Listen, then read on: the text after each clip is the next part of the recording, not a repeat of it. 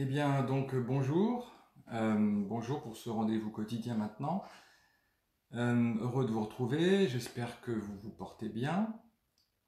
Donc le thème de ces petites rencontres, c'est l'éveil ou la non-dualité et le stress. C'est-à-dire comment la non-dualité, comment l'éveil spirituel peut nous aider à trouver en nous un espace de présence, un espace de paix qui soit au-delà du stress. Et pour cela, pour ces petites réflexions et ces petites pratiques, je m'appuie sur le livre de Douglas Harding qui s'appelle Vivre sans stress, que vous voyez à l'envers, je sais. Et donc Douglas Harding, voilà, c'est un philosophe et un mystique anglais que j'ai bien connu, avec qui j'ai travaillé, et qui a développé une pratique, une pédagogie d'éveil à soi-même qui s'appelle la vision sans tête, et que je trouve absolument remarquable. Je ne suis pas le seul d'ailleurs à trouver ça remarquable. Alors avant de vous proposer une nouvelle pratique, je voudrais encore ici dire ma gratitude, et je pense notre gratitude à tous, aux soignants, aux médecins, aux infirmiers, aux aides-soignants, qui travaillent dans les hôpitaux et qui soignent voilà, les gens qui sont malades, nos proches, voilà, peut-être des gens de notre famille. Moi j'ai quelqu'un de mon immeuble, une dame qui est partie en réanimation hier, donc j'espère que ça va aller. Alors, le thème que j'ai choisi aujourd'hui est en lien, je crois, avec notre situation de confinement, puisque c'est l'ennui. L'ennui. Douglas consacre un chapitre à cette question, un chapitre assez long à la question de l'ennui.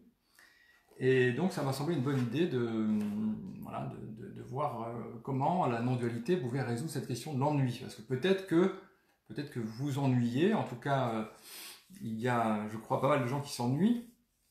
Alors l'ennui, c'est quelque chose de très très sérieux, c'est quelque chose qui peut nous faire souffrir, et Douglas voilà, je vais vous proposer avec Douglas un moyen pour, je crois, trouver quelque chose qui est vraiment au-delà de l'ennui. Alors, l'ennui, c'est une situation douloureuse, un moment qui peut être un moment de grand stress où le présent nous paraît complètement insatisfaisant. Le temps est long à passer, bref, le moment présent est une horreur. Alors il y a pas mal de philosophes qui se sont intéressés à l'ennui, et peut-être le plus fameux d'entre eux, c'est Schopenhauer, le philosophe allemand du 19e. Lui vraiment a consacré de nombreuses pages à l'ennui, et peut-être vous connaissez cette phrase où Schopenhauer dit ceci: dans le monde comme volonté, comme représentation, il écrit la vie, donc la vie humaine, hein, parce que les animaux n'ont pas de souci. Donc la vie oscille comme un pendule de la souffrance à l'ennui. Donc voilà la situation des hommes, vous voyez, on passe alternativement de la souffrance à l'ennui. La souffrance parce que il faut satisfaire ses besoins, il faut réussir à maintenir son corps en vie, il faut résister à la mort, c'est ce que nous faisons maintenant, et donc c'est une cause de souffrance, satisfaire ses besoins. Et puis une fois qu'on a satisfait ses besoins et qu'on est tranquille finalement, eh bien alors on s'ennuie, et c'est vraiment affreux, dit Schopenhauer. Il dit ceci, donc quand les gens sont chez eux, tranquilles, alors intervient le second ressort qui nous met en mouvement, le désir de nous délivrer du fardeau de l'existence, de le rendre insensible, de tuer le temps, ce qui veut dire fuir l'ennui. Donc une fois que les gens ont satisfait leurs besoins fondamentaux, si vous voulez, qui sont chez eux tranquilles, eh bien ils s'ennuient. Ils s'ennuient. Donc c'est pas une situation très optimiste que celle que nous décrit ici Schopenhauer, mais c'est vrai que l'ennui, par exemple, c'est tellement affreux que c'est finalement la punition des prisonniers. Les prisonniers aujourd'hui dans nos prisons sont punis finalement par l'ennui. Avant le XVIIIe siècle, la prison, c'était pas la peine qu'on donnait aux gens, c'était l'endroit où on attendait la peine. La peine étant l'écartèlement, la torture, la décapitation, etc. C'est qu'à partir du XVIIIe siècle que la prison elle-même est devenue la peine, c'est-à-dire que c'est l'ennui finalement qui est devenu la punition qu'on inflige aux âmes. Donc l'ennui peut être absolument terrible, peut être très douloureux. Alors, et la solution, comment vaincre cet ennui?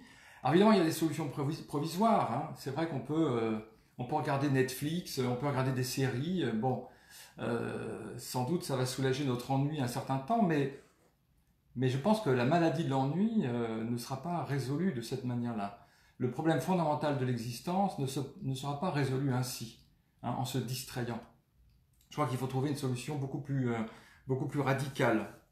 Et la solution radicale que je vous propose, que Douglas vous propose, c'est l'éveil à soi-même, puisque lorsqu'on accède à l'éveil à soi-même, Douglas dit « Il vous sera difficile alors de trouver quoi que ce soit d'ennuyeux ». Autrement dit, une fois qu'on réalise sa vraie nature, eh bien, il n'y a plus d'ennui, l'ennui a disparu. Alors, je me suis demandé pourquoi est-ce qu'on s'ennuie en fait. Qu'est-ce qui fait que la vie nous paraît ennuyeuse? Alors, je crois que, bon, j'ai fait ça rapidement, hein, mais je pense que il y a deux moteurs peut-être à l'ennui. Le premier, c'est que notre esprit va de branche en branche, notre esprit est agité et veut toujours, en fait, du changement. Il veut toujours passer d'une chose à une autre. Vous savez, en Inde, on compare l'esprit humain à un singe, hein, qui va de branche en branche, il n'est jamais tranquille. Donc, en fait, nous manquons de stabilité en nous, et donc nous suivons ce singe esprit, et nous avons besoin d'être distraits. Mais la deuxième raison, à mon avis plus importante, c'est que l'instant présent nous ennuie parce qu'il nous semble connu, en fait. L'instant présent, ce qui nous entoure est connu, déjà connu, et donc devient ennuyeux. C'est-à-dire que, au fond, l'instant présent manque de fraîcheur, manque de nouveautés, et donc on veut d'autres nouveautés. On veut, par exemple, partir en voyage très loin parce que ce qui est autour de nous nous ennuie. On veut de nouvelles sensations, de nouvelles émotions, de nouvelles connaissannes, parce que l'instant présent nous ennuie. Donc je crois que c'est sans doute là la cause principale de l'ennui. Nous ne savons plus trouver la fraîcheur de l'instant présent. Alors, comment faire pour résoudre la question de l'ennui? Alors, la solution de l'ennui, elle est paradoxale. Parce que l'éveil, ça veut dire, en première approche, peut-être aller vers ce qu'il y a de plus ennuyeux. C'est paradoxal, en fait. Finalement, l'éveil, ce serait accepter cet ennui, accepter d'aller vers ce qui est le plus ennuyeux. Et qu'est-ce qui est le plus ennuyeux? En première approximation, dit Douglas, eh bien, c'est l'espace qui est au-dessus de nos épaules. C'était notre vraie nature. C'est paradoxal, mais notre vraie nature n'a aucune... Vous voyez, c'est ce que vous découvrez au-dessus de vos épaules. Elle n'a aucune caractéristique. Elle n'a aucune couleur, aucune forme, aucune limite, aucun âge. Elle est complètement vide. En fait, l'espace au-dessus de nos épaules, c'est rien. C'est complètement rien. Et qu'est-ce qu'il y a de plus ennuyeux que le rien? Et je pense qu'une des raisons, d'ailleurs, pour lesquelles nous n'allons pas voir notre vraie nature, c'est que ça nous paraît complètement inintéressant, en fait. Et Douglas a cette phrase assez marrante, je trouve. Il dit, cette non-chose, donc l'espace qu'on découvre au-dessus de ses épaules, cette non-chose que vous êtes là où vous êtes, c'est-à-dire là-bas, étant par définition et par expérience dénuée de tout intérêt, puisqu'il n'y a rien vers là, moins attrayante qu'un film interminable représentant de la neige sur un fond d'une blancheur de neige, donc c'est blanc sur blanc, vous penseriez, n'est-ce pas, et votre robuste bon sens en serait persuadé, que cet espace béant se révélerait être le bâillement ultime, le supplice suprême de l'ennui. Donc vous voyez, ce rien au-dessus de nos épaules paraît être encore plus ennuyeux qu'un film sur la neige, quoi, qui serait tout blanc. Parce que c'est même pas blanc, quoi, c'est transparent. Donc, en apparence, cet espace paraîtrait vraiment ennuyeux. Mais pourtant, dit Douglas Harding, si on va vers cette transparence, si on traverse cette impression d'ennui, on trouve tout le contraire de l'ennui, on trouve la joie suprême. Donc, il nous dit qu'il faut donner une chance à cet espace. Il dit ceci, donnez-lui seulement une petite chance, donc à cet espace, et vous verrez que cette absence de choses est la seule chose qui ne vous inspire jamais un sentiment de ras-le-bol, qui ne perde jamais son charme, qui soit toujours flambant neuve, qui ne devienne jamais une habitude. Donc, si on accepte d'aller vers cette transparence, vers cette absence totale de caractéristiques, vers ce rien absolu, eh bien, on va découvrir, en fait, quelque chose, enfin, c'est une non-chose, mais qui est absolument libre de tout ennui. Donc c'est assez paradoxal. Finalement, c'est comme si on disait, il faut aller vers le plus ennuyeux pour découvrir ce qui est au-delà de l'ennui. Alors, pourquoi est-ce que aller vers cet espace, ça nous délivre de l'ennui? Alors la première raison, c'est parce que cet espace-là, au-dessus de vos épaules, il est toujours neuf. C'est toujours neuf, ça n'a pas d'âge. Il n'y a aucune caractéristique temporelle au-dessus de vos épaules, n'est-ce pas? Vous ne pouvez pas donner un âge à cet espace. Peut-être par la mémoire, mais pas par l'expérience, pas par l'expérience. Et donc, c'est toujours frais, toujours neuf, toujours nouveau. Vous voyez, quand on voit sa vraie nature, on la voit toujours pour la première fois. Moi, je peux dire, en un sens, que j'ai découvert ma vraie nature le 21 mars 1992 à 15h d'après-midi. Donc ça semble faire, je ne sais pas, presque 30 ans. Mais en fait, c'est faux. En fait, c'est maintenant que je découvre ma vraie nature pour la première fois, quand j'inverse mon attention de 180 degrés et que je prends conscience de l'espace ici. Donc, c'est pour ça que ça n'est jamais ennuyeux, parce que c'est toujours la première fois. Notre vraie nature se voit toujours pour la première fois, c'est l'éternel printemps. Si on avait un nom à donner à ce que nous sommes, on pourrait l'appeler le nouveau. Le nouveau. Ça n'est jamais lassant, le nouveau. La deuxième raison aussi pour laquelle ça n'est jamais ennuyeux, c'est que cette ouverture au-dessus de vos épaules, c'est complètement inconnu en fait. C'est au-delà du mental, au-delà des concepts. On ne peut pas le connaître en fait. On peut l'expérimenter, mais on ne peut pas le saisir par la pensée. Donc en ce sens-là, vous voyez, ce n'est jamais ennuyeux, puisque c'est toujours inconnu. C'est un mystère en réalité. Vous voyez ? Tout à l'heure, j'ai dit que le présent nous ennuyait parce qu'il était connu, trop connu. Ah oui, j'ai vu, c'est une chaise, j'ai déjà vu des chaises 1000 fois, donc je sais ce que c'est qu'une chaise, ça ne m'intéresse pas. Mais ici, vous avez affaire à un total mystère.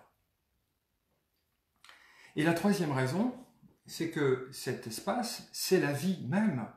Cet espace, là, au-dessus de vos épaules, c'est l'éveil même, c'est le feu de la conscience. Et donc, qu'est-ce qui pourrait être ennuyeux dans ce feu même de la conscience? C'est l'absolu en fusion, en fait. C'est l'éveil même, c'est la vie même. Donc, les plus hautes expériences que vous pouvez prendre avec des drogues paraissent pâles à côté de cet éveil de la vision, de cet éveil de la conscience, qui est déjà allumé. Donc pour toutes ces raisons, la nouveauté, l'inconnu et la vie même, cet espace, il est jamais ennuyeux. Et alors, ce qui est de superbe, c'est que en fait, cet espace projette ses qualités sur le monde, parce qu'en fait, les deux sont un. Il n'y a pas d'un côté l'espace et de l'autre le monde. Vous voyez, c'est la même chose. Le samsara, c'est le nirvana. Donc en fait, c'est le monde qui paraît neuf à chaque instant. C'est le monde qui paraît inconnu à chaque instant. Et c'est le monde qui paraît vivant à chaque instant. Et c'est ça on parle d'éveil à soi-même, mais en fait, ce qui s'éveille, c'est le monde en fait. Le monde s'éveille à sa propre splendeur, à son propre mystère et à sa propre vie. Donc c'est pour ça qu'il ne peut plus du tout y avoir d'ennui quand on voit sa vraie nature, puisque tout paraît neuf, singulier et très intéressant, en fait, passionnant.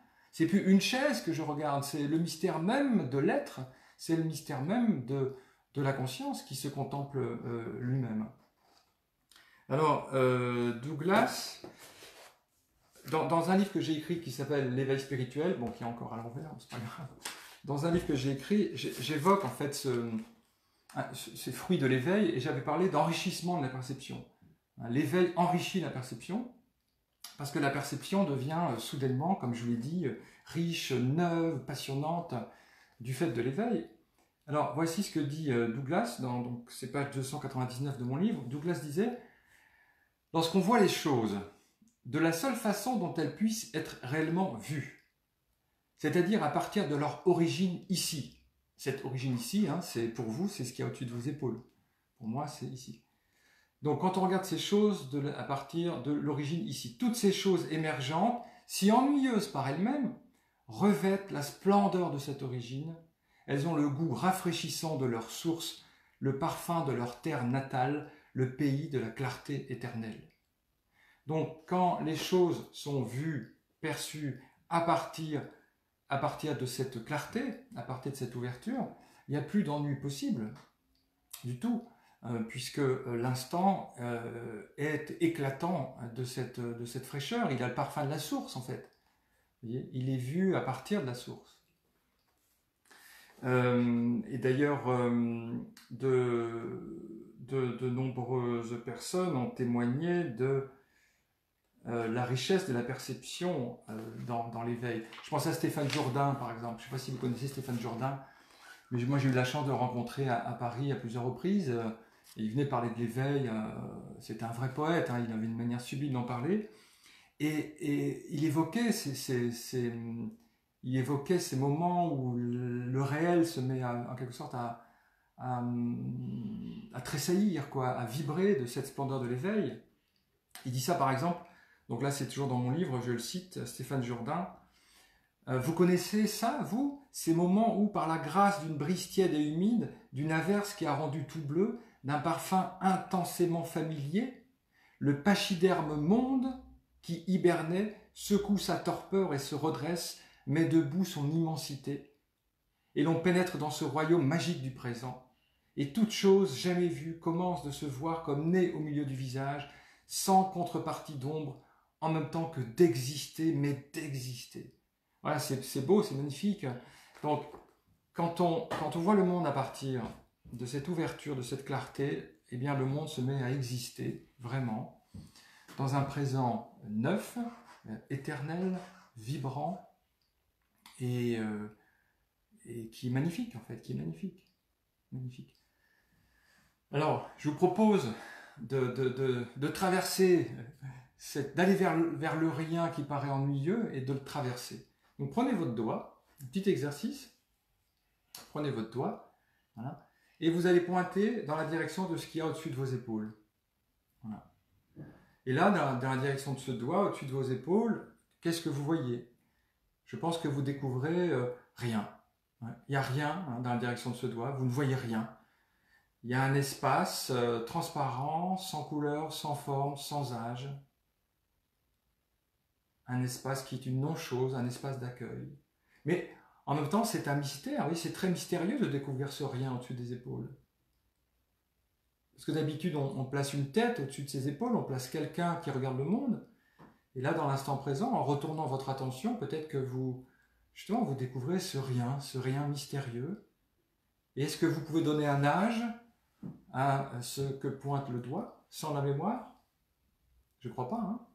Donc là, le doigt, il pointe, pour moi en tout cas, il pointe un rien mystérieux, neuf, sans âge, et qui est éveillé. Vous voyez que le rien, il est éveillé en tant que rien. Maintenant, avec le doigt de l'autre main, vous pointez vers le monde, donc vous pointez vers les formes, vous pointez vers ce qu'il y a autour de vous, donc, qui peut-être nous apparaissait ennuyeux, mais maintenant vous voyez que le monde apparaît dans cet espace. Et votre pièce, si vous êtes dans la chambre ou dans un appartement, la pièce apparaît dans cette ouverture. Donc la vraie vision, la vision qui nous libère de l'ennui, c'est cette vision à deux directions en fait, puisque le monde est accueilli à partir de cette ouverture. Baissez les doigts maintenant, baissez les doigts, et vous voyez que vous n'avez pas besoin de ces doigts pour découvrir que le monde est vu à partir de ce mystère rayonnant, à partir de cet espace de clarté vivant et neuf à chaque instant. Voilà, donc la solution de l'ennui, c'est de le traverser, d'aller vers ce rien, et de le traverser et de découvrir qu'en fait, ce rien nous ouvre sur la splendeur des splendeurs, c'est-à-dire l'éveil lui-même et ce monde éveillé, vibrant de vie. Voilà. Donc voilà comment résoudre très simplement l'ennui à tout jamais. Après, il n'y a plus d'ennui. C'est fini. Donc, merci beaucoup, portez-vous bien et donc à bientôt.